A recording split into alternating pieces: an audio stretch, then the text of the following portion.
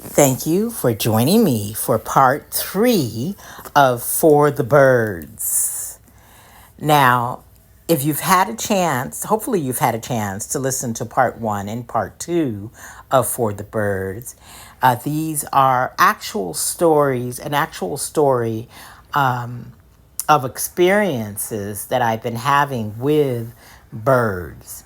It sparked this storytelling. Well, actually, I was encouraged by friends and family alike to write this story because they enjoyed me sharing it verbally with them. And so I decided to write it. And I'm sharing it with you. So please like and subscribe the channel, help me grow it, and share with anybody that you think would be serviced by hearing this. And enjoy For the Birds, Part 3.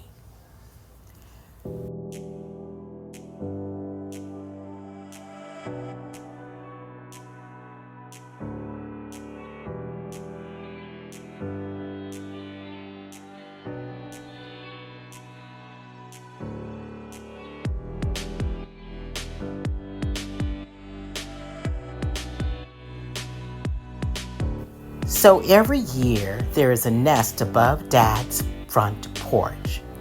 And every year, at least one family, if not two, hatch and raise their hatchlings in that nest. Small little birds. Oh, I love it so. Thought, with all the news chaos and changes, would the little birds lay eggs this year? Joy. Two birds took over the nest. Now, before the change, it was always the same breed of birds that made Dad's front porch home. These little ones were different. Black backs and beige fronts. Wings in flight came to a razor-like edge. Beautiful flight patterns. Immediately, they made a relationship with me. Much like the birds in the past, they would fly off when I opened the door in the morning and fly around me, never too close. Then they would land back in the nest. They would repeat this rhythm several times, showing off and welcoming me into the morning play.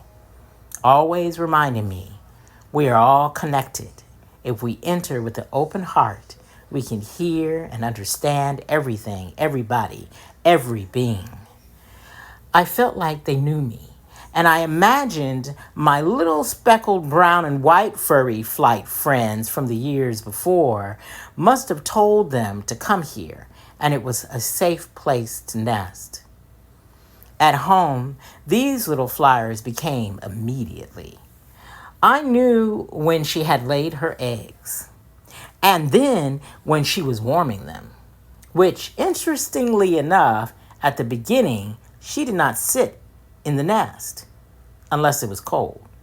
Later, both Pop and Ma little birds were nesting in with their eggs. By time light falls, the Pop bird would sit on the edge of the ledge while Ma stayed in or on the nest. As the days passed and the chaos on news feeds and socials were escalating, I began to wonder, would these little birds in the nest ever hatch? I found myself worrying. Were they still alive? Sitting on the driveway, looking up at the sun to just reconnect with what mattered. Dropping the phone and just sitting inside my breath and the rhythms of nature around me. Calm, breathing. Grateful for the simple moments. Trusting this time is the time before the next. And it happened. And the only way I knew it had happened was I saw the end of a shell near the entrance to the door. Wow, so small, so small. I thought, this little egg was less than a half inch and no more than an inch in its totality, and less than a half inch wide. I had never seen a shell so small. I couldn't imagine the bird being that came from such a small egg. The next day, it was frigid And I thought, oh no way, these little birds could make it through the night. This was when I saw both birds huddled in the nest. I sent the love from my heart straight to them. The next day, blackbirds everywhere, on lawns, flying intricate flight patterns together. Feasting and flying, couldn't help but think about that single black bird caught in the frame in the mist in the park, now over 8 years ago. Adjust, adapt, move again. Seemed like days went by and I still didn't hear the little birds chirping. I could see Ma and Pop Little Bird busy back and forth to the nest as I rested on the driveway or peeked out the door. Me, hovering over Dad, moving through something, looking to stay or to leave. Time keeps moving and standing still. Me breathing deeply. Time passing and passing. One night, I turned on the porch light and 5 skinny necks with yellow beaks all shot up at once and hollered.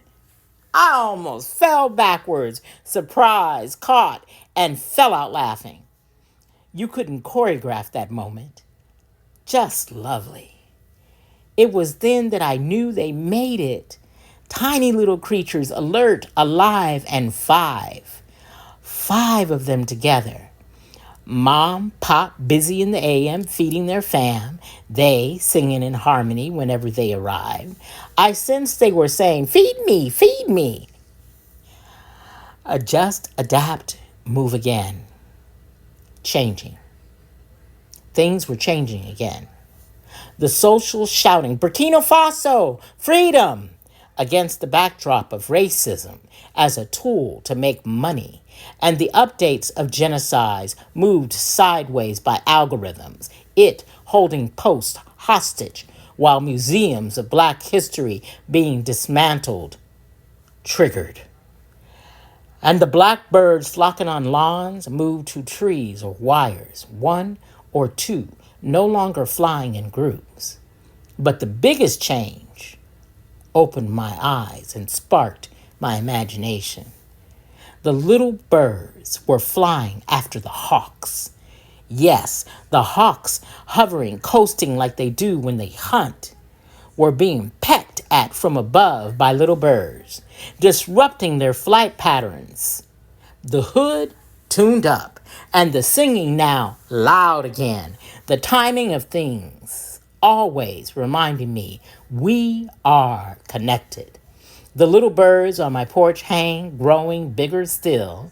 Mom and Pops bringing the company to show off their fam. Birds of different species, all small, flying into the porch area, sitting on lights and ledges and swooping back out. The little birds nesting, chirping it up. I imagine the extended family was trying to get them to fly. No takes on these runs. Days later, I witnessed 2 hawks in the sky. One over the trees, one even higher up, and a little bird diving at the back of the highest hawk. It was then that I realized these little babies are nesting everywhere in the hood. And they would begin their flights, not so perfect, fledglingly, a little out of control while learning. They could become prey for the hawks. Well, this courageous single little bird was protecting the nesting of the neighborhood. Then I thought how sometimes it's not mass movement, but one solid, brave being that changes the course of things. Days passed by still. The little birds nesting no longer, shooting up, and when I turned on the light, they were unbothered and no longer hiding in the nest when I opened the door, or at least 2 of them. They sitting boldly on the edge of the nest as if to say, hey, what's up? They were at home, at ease, just being.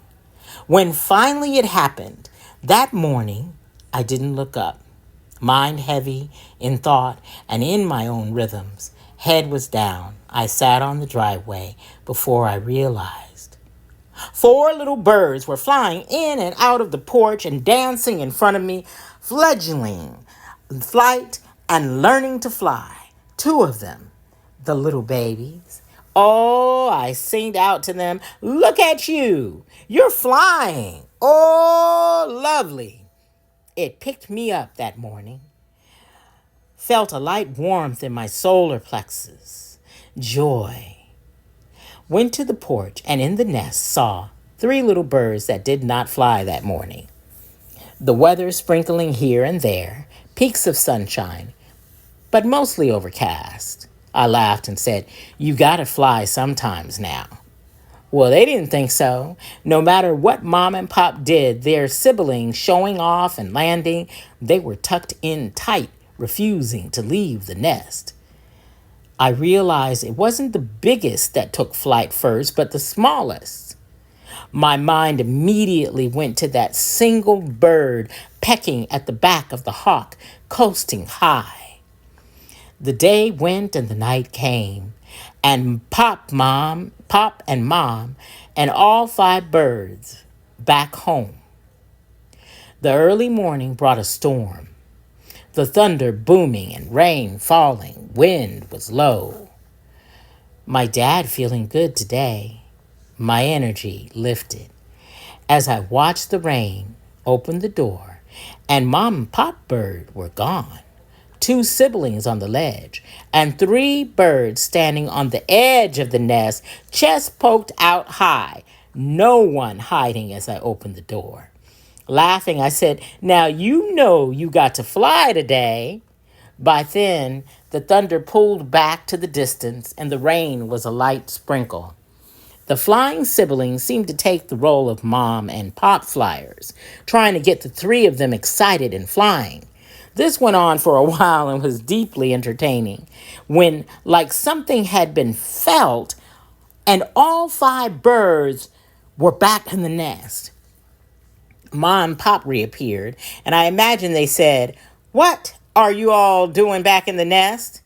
I got the distinct feeling this year these birds were not going to the trees for their new home.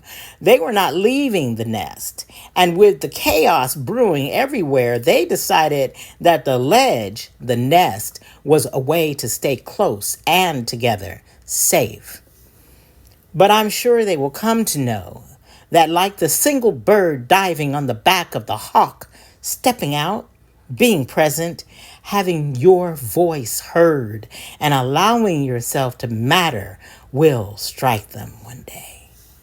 And like the 2 and many before them, the 3 little birds will join the others and spread their wings, flutter, and fly, find new winds, new ways to stay alive, speak code, and not be bullied or silenced by the predators hunting. They too will find their power, their flight. Thank you for joining me for my 3-part series of a short story called For the Birds. Again, I'm Marlies Yearby. Please subscribe, like, and share my stories and my writings with anyone who you think would benefit from them. And definitely feedback with me. Let me know your thoughts, how you felt, what sparked you, anything that moved for you. I would love to hear it and know it. All right now, looking forward to the next drop. Stay tuned, stay connected, and stay safe, but vigilant and ever present in the world.